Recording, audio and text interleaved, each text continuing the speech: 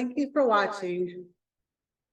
Today we are going to be talking about the psychological communications of kids' souls in toys.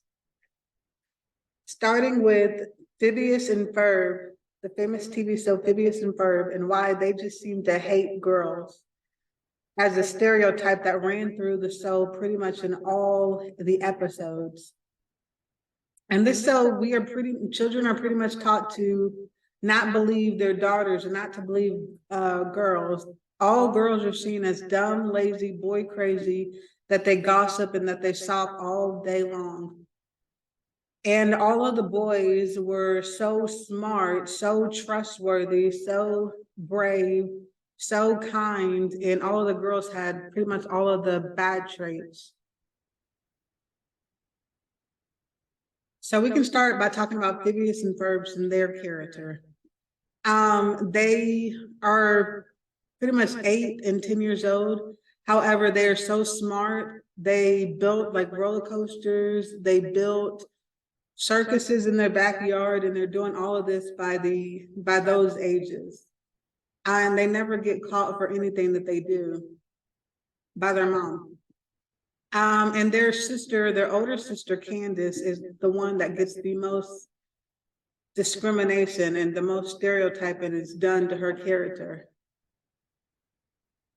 So their sister Candace is pretty much not the mom's favorite, and it's obvious because the mom belittles her. The mom, talks down to her. She says that she's dumb. She's like very sarcastic, and instead of not really motherly, but it seems like she has favorites when it comes to the kids.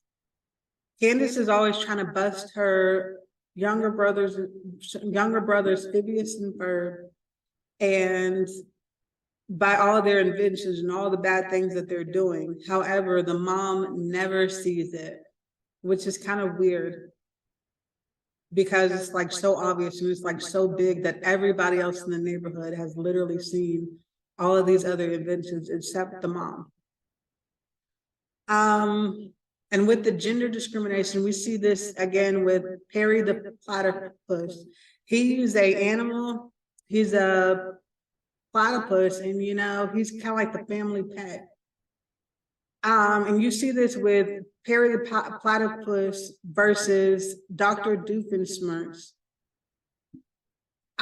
Pretty much he is a hero. He's able to fight off, off of this evil inventor scientist. He's able to bust all these people. He's like so smart, even though he's just an animal. And it's a very male, you can tell that the gender is male of this animal. Again, you see with the biases with mom of the show, the mom of Phineas and Ferb and Candace. The mom is always shopping. The mom is always, out of the house, going shopping when all of these things take place. Like she's like not focused. She's not that smart. She doesn't catch on to things at all. Like it's super weird. Again, their dad, he is extremely smart. He's always at work. He is into history and artifacts, and that's shown in his job. Just how smart he is.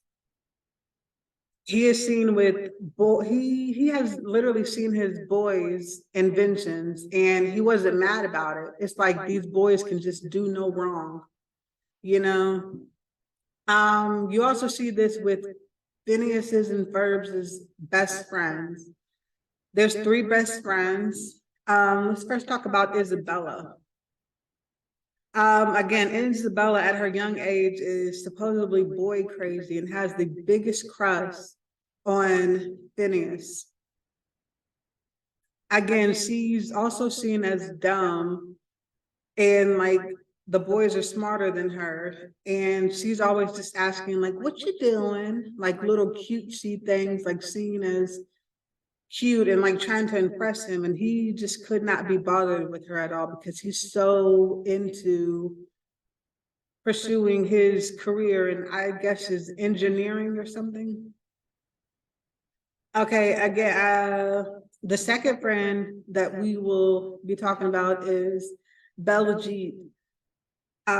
He is polite, he is believed, he's always trustworthy, and he is very intelligent. He's into mathematics and trivia. Again, their characters with the gender was shown as really pleasant. Then we'll talk about Buford. He's this tough guy who everybody has rumors about. However, all throughout the show, he is believed because he's always seen doing nice things. He's never bullying anybody. He's never not getting along with anybody.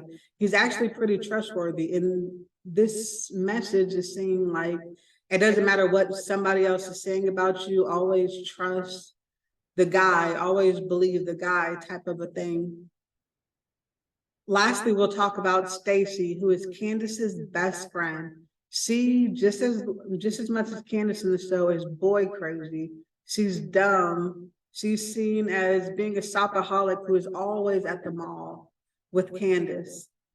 And she talks on the phone all day long to Candace. It's almost like they don't do anything else in life but just shop and talk to boys and just be dumb. So overall, I'm gonna have to rate this show a 3 out of 10 approval based on teaching the kids inappropriate messages. And it was unnecessary to have like Candace be like one of the main protagonists or one of the main villains, because the show already had a villain with Dr. Doofenshmirtz. So it was really unnecessary, and I definitely did not appreciate that. But I do appreciate you for coming to my show and watching me. Thank you.